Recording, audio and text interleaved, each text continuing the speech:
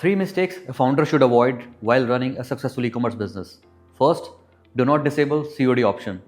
India में 90% order COD होता है. अगर आप ऐसे में COD ऑर्डर को ही ऑप्शन को ही डिसेबल कर देंगे तो फिर आपके पास नंबर ऑफ ऑर्डर्स कम हो जाएंगे या बिल्कुल भी नहीं आएंगे.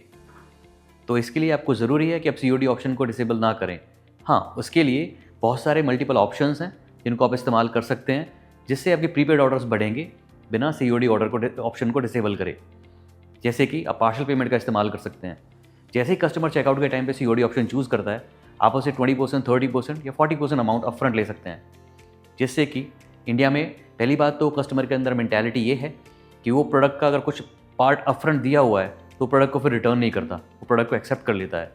या फिर भी अगर वो रिटर्न करता है तो as a founder, as a merchant, सबसे पहले आप अपना फॉरवर्ड और रिवर्स शिपिंग का पैसा जो आपका लगा है उसको आप डिडक्ट करिए, जो अमाउंट उसने दिया हुआ है उसमें से, और बाकी जो बचा उसको आप रिफंड कर सकते हैं. और ये क्लियरली अपनी रिफंड पॉलिसीज़ के अंदर आप ये मेंशन कर सकते हैं.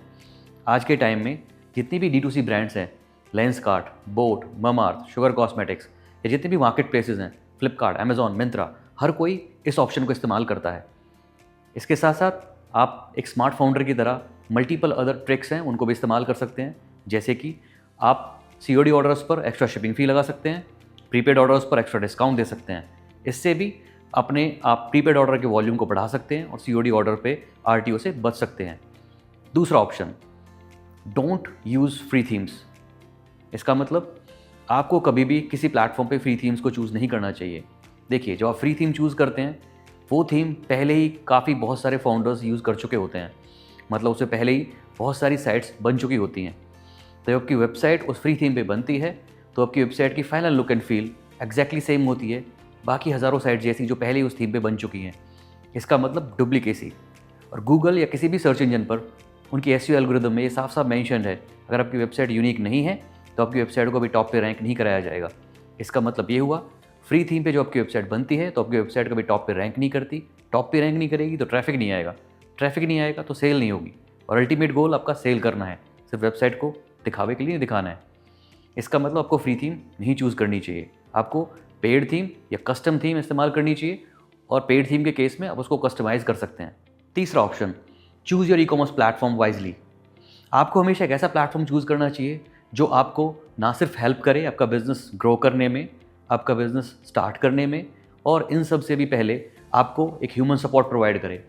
इंडिया में फाउंडर्स कुछ अलग तरह से ऑपरेट करते हैं जहाँ पे उन्हें ना सिर्फ हैंड होल्डिंग चाहिए, या इससे अलग वो किसी से बात करना चाहते हैं. जो प्लेटफॉर्म्स आपको चैटबॉट सपोर्ट प्रोवाइड करते हैं जहाँ पे आपको इतना भी ऑप्शन नहीं मिलता कि आप किसी से इंटरेक्ट कर सकें, किसी से अपने डाउट्स या अपने कुछ पॉइंट्स को क्लैरिफाई कर सकें, तो आपको वो प्लेटफॉर्म चूज़ नहीं करना चाहिए. इसलिए ज़रूरी है कि आप वो प्लेटफॉर्म चूज़ करें जहाँ पे आपको प्रॉपर डेडिकेटेड ह्यूमन सपोर्ट मिल रहा हो. इसके अलावा आपको ऐसा सोल्यूशन हो जो आपकी कॉस्ट को कम करे, आपके बिज़नेस को अफोर्डेबल बनाए.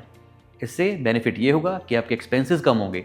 जब मंथली एक्सपेंसेस कम होंगे तो मार्जिन्स ज़्यादा होंगे बिजनेस में, मार्जिन्स ज़्यादा होंगे तो प्रॉफिटेबिलिटी ज़्यादा होगी, और अपने उन्हीं प्रॉफिट्स को आप री इन्वेस्ट करके आपकी बिज़नेस की ज़्यादा ग्रोथ होगी.